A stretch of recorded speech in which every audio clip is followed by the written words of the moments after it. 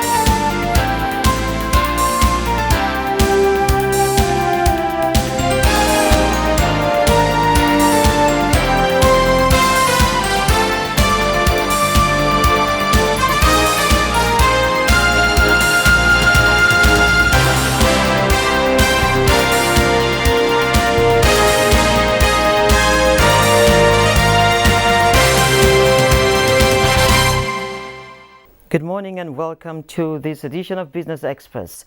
The federal government will be spending more than 26 billion naira for the rehabilitation of the Idan-Suka Road, an 84 kilometers road linking Kogi and Enugu states.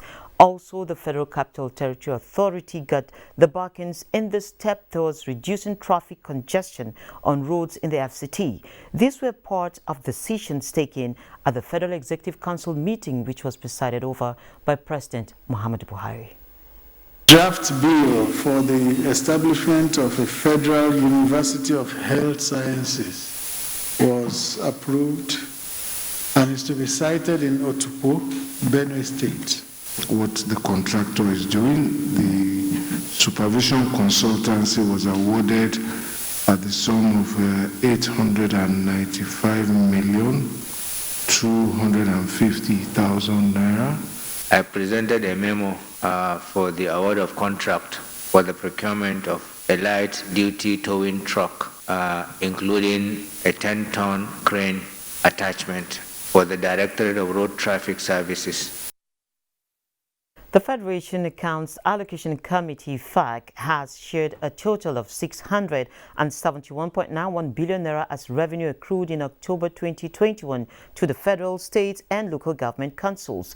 This was contained in a communique issued at the end of the Federation Accounts Allocation Committee meeting for November 2021 held in Lagos State. The total distributable revenue comprised distributable statutory revenue of 363.849 billion naira, value-added tax revenue of 154.844 billion naira, exchange gain of 3.712 billion naira, and 150 billion naira augmentation from the non-mineral revenue.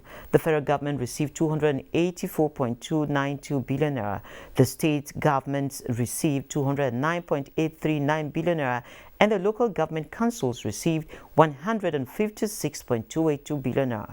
The sum of 21.498 billion naira was shared to the relevant states as 13% reservation revenue.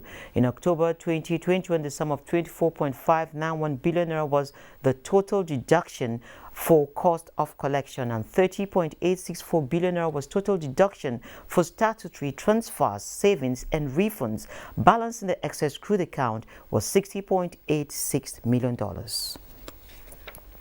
Now, the International Monetary Fund IMF says it would assist Nigeria with a successful operation of the newly launched digital currency, the e-naira.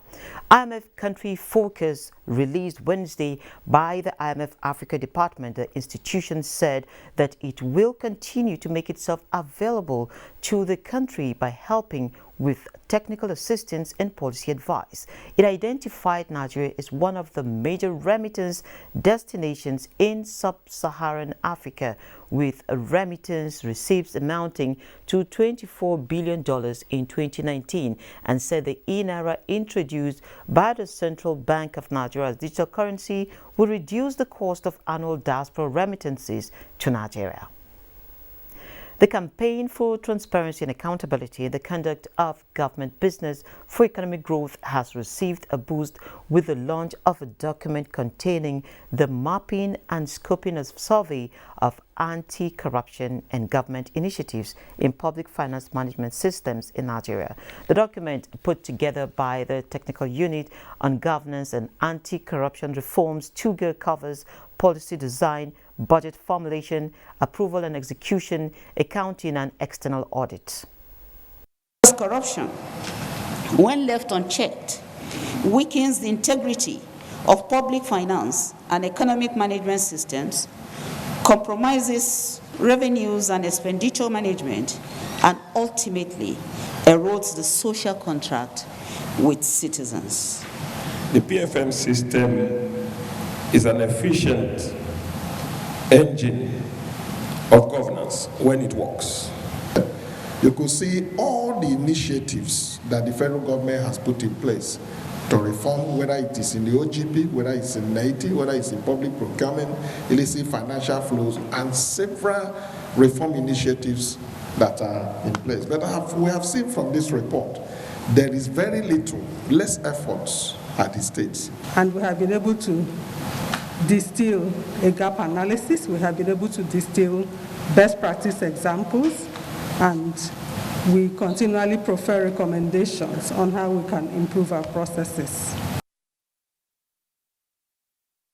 Today is African Statistics Day. The day is observed in every country in Africa on the 18th of November to every year raise awareness on the importance of statistics to all aspects of social and economic life. The theme for this year is modernizing national statistical systems to support socio-cultural development in Africa.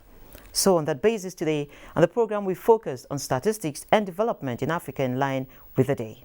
Our guest, Professor Ethelbert Nduka, Provost of the College of Fellows, Nigerian Statistical Association. He joins us from our Port Harcourt Network Center. Thank you, Prof, for joining us this morning. Good morning, listeners. To have you on the show this morning, and I would like you to start by pointing out to us the importance of statistics to the development of Nigeria and Africa.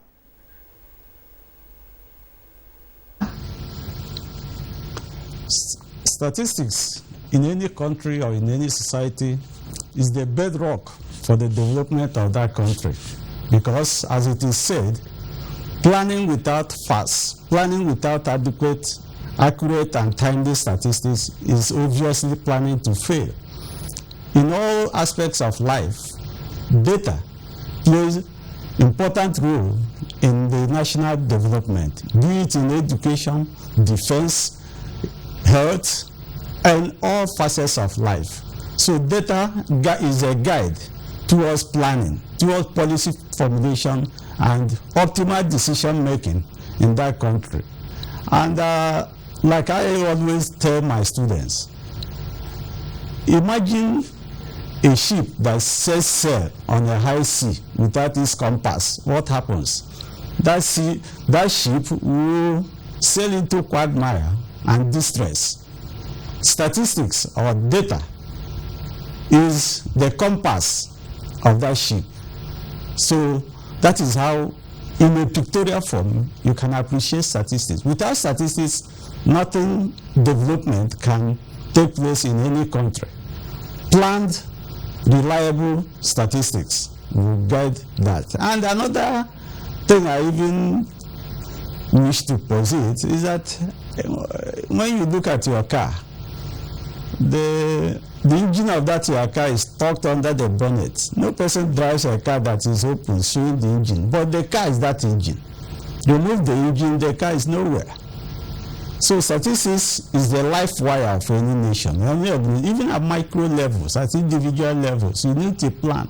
You have your income, you have your expenditure, you have to think of how to balance that. At times what you expect wouldn't come, but what is the difference between what you're estimating to come and what has come to you? These are issues that statisticians juggle with, and to guide the nation towards healthy economic and socio-cultural planning. And let me even round up with, those who study astrology claim that astrology is a royal art. So those of us in statistics, we can conveniently claim that statistics is a royal science, in the sense that the astrologer, while he plays with the stars to guide decisions, we play and study data in order to guide the society towards optimal decision-making, policy formulation, and healthier planning. Okay, but Prof, now it is one thing to create and make data available, but it is also another thing entirely to actually make use of the data for policies that will ultimately bring economic growth and development. Is ours a case of a problem, perhaps, of poor data or poor implementation? What do we have? What's the scenario with us? It's a combination of the two. One, we have a culture of poor record keeping. And then most often, data collected, analyzed properly, and pushed to the relevant authorities are not used the way they are supposed to be used. The role of the statistician is to advise, to guide. Whatever you may choose not to adhere to his advice or her advice, but the consequences are that your planning will be faulty. The decisions you are taking will be very faulty. So in that regard, it is urged that policymakers should listen to those who drive the data system. And in this case, statisticians are in the best position to do that. Okay, now in Africa, the talk today is AFCFTA. And of course, we have Agenda 2063. But before we get to that phase, can you take us through the theme for this year's observance and its relevance to solving some of Africa's infrastructure and developmental problems that are also being carried out and anchored on these two programs before us?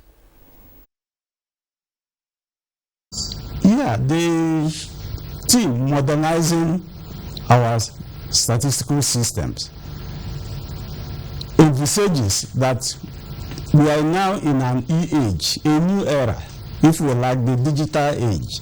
So there must be modern ways, modern methods of addressing the issues of our statistical problems for national planning, for infrastructure. First, you have to measure the level of decay of our infrastructure, the level of our economic buoyancy, so to speak. How much do we have? How much can we? The importance of this infrastructure to national planning, and address our minds towards that. We can even, on the basis of those levels of infrastructural decay, prioritize what should come first, what should come second, and all that. But when we allow certain sentiments to creep into that, you find out that you may be addressing infrastructural decay in the wrong direction. So, but if you are guided by data, it will help you, and do not politicize the use of that data. That is also important, because when you do that, it's like, instead of moving toward direction A, you start moving to direction B, and expecting that the results will also be maximal, or it will solve those problems. No, it will not, because you have taken a wrong route. That wrong route will lead you to a wrong result. So these are some of the issues that will hamper development, even when you are saying you are addressing the infrastructural problems. But are you doing it in the right manner? Are you doing it based on information that is available to you? So that's part of the challenges we have to address, and then make sure that development and infrastructural development are geared toward the right direction, and then evidence-based, so that when you are implementing your programs, the data is there to speak for itself. In addressing these problems now and making it work for everybody, what is needed in Nigeria and of course Africa to intensify the development of statistics to catch up with the global trend? In the continent and in Nigeria in particular, efforts are being made, good efforts to say, so to say, at the national level. But we have challenges at the sub-national levels. For instance, at the national level, we have the National Bureau of Statistics, an agency that is directly under the presidency, who have been carrying out surveys, guiding and advising government. But with the Statistician General of the Federation and also the CEO of National Bureau of Statistics. But at the sub-national levels, most governments, most state governments are yet to establish State Bureau of Statistics and appoint State Statistician General.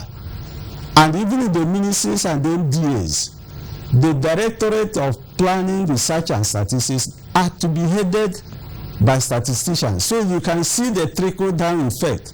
From the National Bureau of Statistics, you have the State Bureau of Statistics, and then you have Directors of Planning, Research and Statistics. So the data will flow in that manner from states to government and even the private people, so that they have data that will guide the policy makers. But when there is in this chain, particular places that are weak links, it affects the entire system. So states, as it were, should be encouraged. Those, and there are quite a number of them, who have not established the State Bureau of Statistics in their various states. And planning is suffering in those states, unknown to them, or perhaps not appreciated by them. So in this case, these states should, as a matter of fact, try to key into what the national is trying to do in terms of statistical appreciation and application in our national life. Thank you, Professor Ethelbert Nduka. He joined us from Port Harcourt Network Center of the NTA. Thank you. Network Center of the NTA. Thank you. Come and best wishes. Now on surviving COVID-19, this morning, Muplang Dakok spoke to some hawkers trying to make ends meet despite the impact of COVID-19.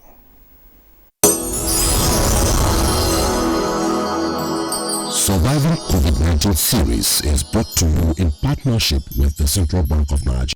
Micro businesses experienced larger impact of COVID-19, and some of them had to even halt operations or look for alternative means of livelihood. I caught up with 3 young people who sell clothes in their cars within the FCT. Their businesses haven't folded up, but they are struggling. Selling my car actually, it cuts short expenses, and even more that I don't even need to stress myself having more staff.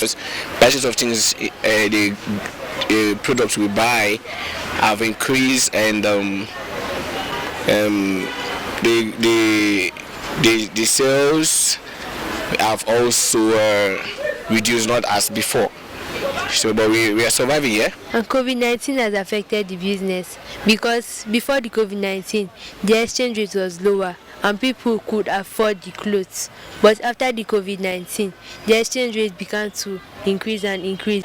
Since the COVID-19, the business has not been very well, it has not been going very well. How aware are these traders of the various intervention programs for MSMEs, which the CBN says it has committed more than 1.3 trillion naira into since the COVID-19 pandemic? I see that it's fake, because people also see that it's fake because it's as if it's not real, because it has not reached this section, this place. These traders are, however, expectant.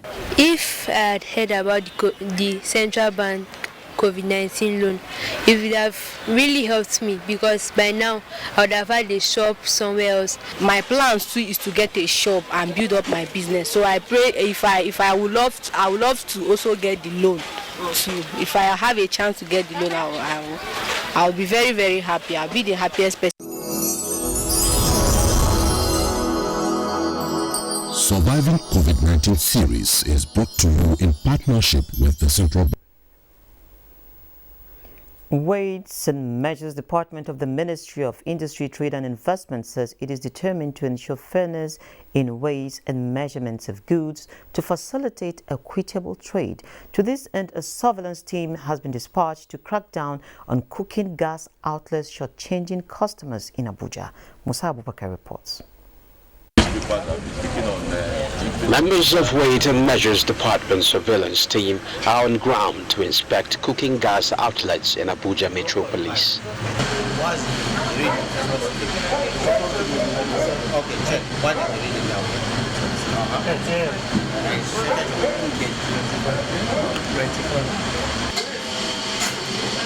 After inspecting several outlets, some were found guilty of under-dispensing the product to the public and sale for short-changing customers. The outlets were visited, they are under-dispensing to members of the public, not less than 1.5 kg. If you are buying 12.5 kg LPG, what they are selling to you is 11. So they are taking away 1.5, which is a lot. It's against the Weights and Measures Act. Any outlet that engages in such thing must be sanctioned. Experiencing as end user is that they don't measure, like this scale you've seen there, they don't measure the empty cylinder before they are filled, and when sometimes they finish filling them, they're supposed to measure them again. They don't measure again. Okay. Vivian Okoro, a customer, said such sharp practice is taking toll on the public, adding to the sufferings from increasing price of cooking gas. Yeah, so I think the owners of the gas company should look into it. That's what they should do. The inspection is to continue with the objective to ensure customers get precise value for money as well as fairness in the measurement of goods. In Abuja, I am Musa Abubakar, NTA News. Next is a trip to the global commodities market.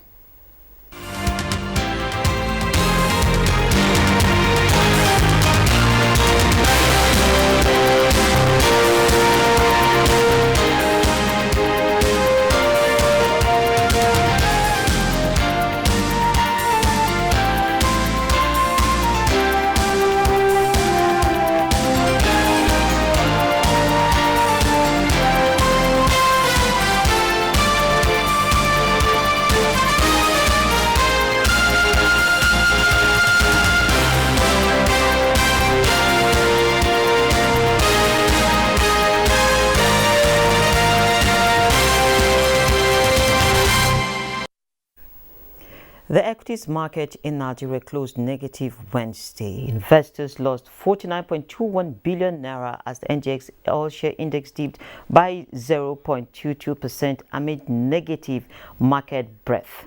Well, yesterday, music icon Davido did an unusual, and it was a multi-millionaire traffic to Wema Bank within a couple of hours. Share price of Wema Bank closed Wednesday at 87 kobo and is yet to post any figures this morning, but then we have our eyes on Wema Bank and to see if there would be a Davido effect at the end of the day. Now, on the global scene, Japanese shares drop as inflation worries hit global stocks. Global market update is next with Boss the Able. Global markets on Thursday will be keeping an eye on the latest economic data out of the U.S. and global inflation fears. It's a slow start for African markets, with Namibia's overall index opening trade positive. South Africa's JSE Africa Top 40 is negative, while figures are expected to roll in from other markets. U.S. stock futures were flat in overnight trading after the major averages pulled back, albeit close to records on Wednesday.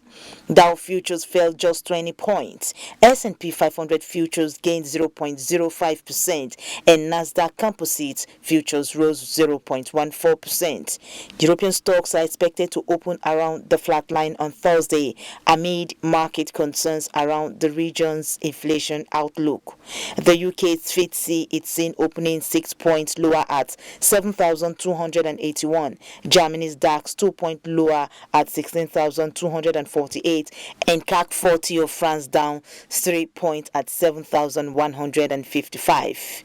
Asia Pacific markets traded mixed on Thursday following overnight losses on Wall Street as shares in Japan, Hong Kong and the Chinese mainland struggled for gains. Hong Kong's Hang Seng Index fell 1.47%. Chinese mainland shares also traded lower. The Shanghai Composite declined 0.47% to 3,520.71, and the benchmark Nikkei 225 index also declined 0.3% to close 29,598.66. Boss said they able. Business Express. Thank you, Bosse, and we end this edition of Business Express here. You can join us for all previous episodes. You can catch up with us on YouTube. Send in your comments, observations, and questions because we value your feedback. Do have a wonderful Thursday.